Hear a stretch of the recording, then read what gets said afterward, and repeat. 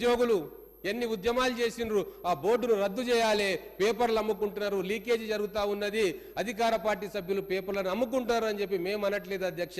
కడుపు మండిన నిరుద్యోగులు రోడ్ల మీదకి వచ్చి ఉద్యమాలు చేసిండ్రు. ప్రవళిక అనే యువతి ఆత్మహత్య చేసుకుంటే లవ్ స్టోరీ, లవ్ యాంగిల్ అంటగట్టిన దుర్మార్గపు నీచమైన ప్రభుత్వం గత ప్రభుత్వం అని చెప్పి నేను ఈరోజు చెప్తా ఉన్నా. ఈరోజు మేము ప్రక్షాళన చేసి కొత్త చైర్మన్ పెట్టి కొత్త మెంబర్స్ను పెట్టి ఈరోజు పారదర్శకంగా ఒక పరిపాలన చేయాలన్న సంకల్పం ఈరోజు మా కాంగ్రెస్ ప్రభుత్వానికి ఉన్నది అధ్యక్ష. ఉద్యోగాలు ఇచ్చినామని చెప్పి వీళ్ళు ఎలక్షన్ల ముందు ఎన్నో మాటలు చెప్పిండ్రు. కానీ ఎన్ని ఉద్యోగాలు ఇచ్చినావో నీకు తెలుసు, మాకు తెలుసు. గుండె మండిన నిరుద్యోగులను అడిగితే తెలుస్తుంది ఎన్ని ఉద్యోగాలు వచ్చినాయో, ఎన్ని పేపర్ లీకేజీలు అయినాయో, ఎన్ని కుటుంబాలు రోడ్డున పడ్డాయో. అది వాళ్ళని అడిగితే తెలుస్తుంది అధ్యక్ష. ధరణి గురించి కూడా మాట్లాడుకోవాలి.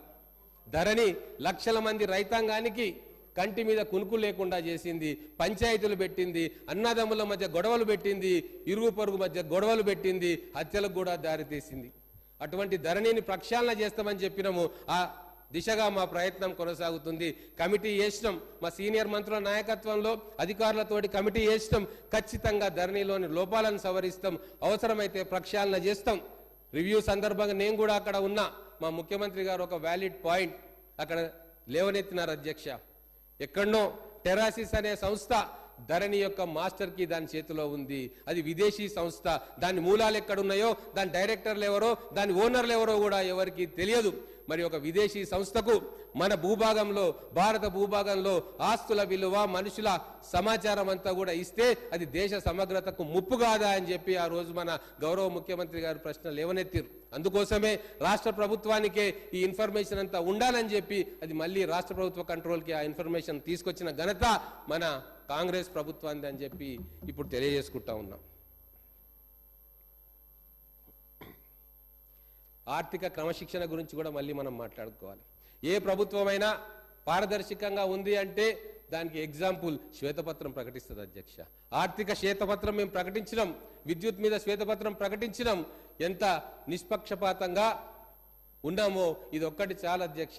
మా ప్రభుత్వం లైన్ ఎట్లా ఉండబోతుంది, మా ప్రభుత్వం భవిష్యత్తులో ఎటువంటి కార్యక్రమాలు చేస్తుంది, ప్రజాపాలన, ప్రజా సంక్షేమమే దృష్టిగా మా పాలన కొనసాగుతుంది. దాపరికం ఉండదు మాకు. ఏ విషయం కూడా ప్రజలతో చర్చిస్తాం. ఈ అసెంబ్లీ సాక్షిగా నిర్ణయాలు ఉంటాయి. ఈ అసెంబ్లీ సాక్షిగా డిబేట్ జరుగుతుంది. ప్రతిపక్ష సభ్యులకు కూడా సముచిత సమయం ఇస్తాం, వాళ్ళకు కావాల్సినంత సమయం ఇస్తామని చెప్పి ఆ రోజు ముఖ్యమంత్రి గారు చెప్పడం జరిగింది. కానీ గతంలో ఏం జరిగింది అధ్యక్ష? ఎన్ని వందల దొంగ జీవోలు వచ్చినాయి. కుటుంబం కోసం కొన్ని జీవోలు, అధికారుల కోసం కొన్ని జీవోలు, ప్రజల కోసం కొన్ని జీవోలు, ఎవరికి కనబడకుండా మాయమైన కొన్ని జీవోలు, ఇట్లా వేల జీవోలు ఆ రోజు ఎవరికి తెలవకుండా ఇచ్చి ఎన్ని వందల ఎకరాల భూమిని హాంఫర్ట్ చేసిండ్రు అనేది కూడా లెక్కలు తేల్చాల్సిన సందర్భం ఇప్పుడు వచ్చిందని తెలియజేసుకుంటా ఉన్నా. సీఎం కుర్చీ అంటే సింహాసనం కాదు, అధికారం అంటే రాజరికం కాదు. ఇదే కాంగ్రెస్ పార్టీ ఫిలాసఫీ. అధికారం ఉన్నది ప్రజలకు సేవ చేయడానికి. కానీ గత 10 సంవత్సరాల్లో ఏం జరిగింది అధ్యక్ష? ప్రగతి భవన్లో పాలన జరిగింది. రజనీకాంత్ గారు డైలాగ్ ఒకటి ఉంటుంది, చాలా మందికి తెలిసే ఉంటుంది, పంచ్ డైలాగ్. అప్పుడప్పుడు ప్రతిపక్ష సభ్యులు కూడా కొన్ని పంచ్ డైలాగులు కొడతా ఉంటారు. దేవుడు శాసిస్తాడు, అరుణాచలం పాటిస్తాడు. అక్కడ దేవుడు ప్రగతి భవన్లో శాసిస్తాడు, ఇక్కడ అధికారులు, మంత్రులు, ఎమ్మెల్యేలు, ఎంపీలు అందరూ కూడా పాటిస్తారు. అందుకే పరిపాలన ఇంత అగమ్య గోచరంగా తయారైంది. అందుకే ప్రజలు వాళ్ళని తిరస్కరించిండ్రు. అందుకే ఈరోజు ఒక పారదర్శక పరిపాలన, ఆర్థిక క్రమశిక్షణతో కూడిన పరిపాలన రావాలని చెప్పి మా ప్రభుత్వం కృషి చేస్తూ ఉంది.